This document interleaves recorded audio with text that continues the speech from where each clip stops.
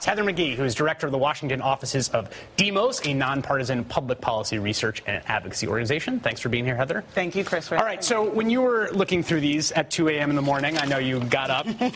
What stuck out to you? Really, the overarching lack of accountability for the #1 issue on most Americans' minds, which is jobs. Right. I mean, we know that cutting non-defense discretionary spending by this much is going to cost about 400,000 jobs. We know that, for example, cutting high-speed rail, $3 billion would have added 1 million jobs. There's just not the focus on what we know to be the most important issue in America right now, which is the unemployment crisis.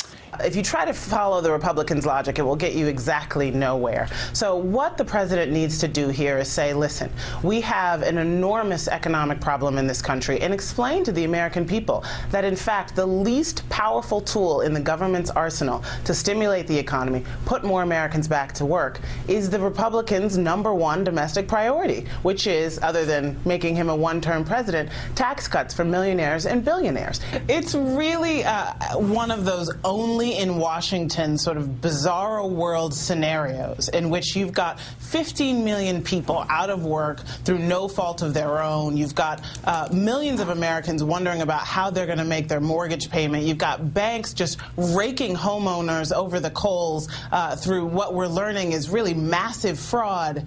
And yet the question of the day is, how much better can we treat American corporations? We think that there's not at all magic. In fact, it's a nearly 100 and something page report that goes into a lot of detail about how we can close the budget deficit in the short term, invest in America for the long term, rebuild our middle class. And we think that if we invest in America again, we are actually going to have much broader gains for everyone across the economic spectrum. All right, Heather McGhee, regardless, very good having you on.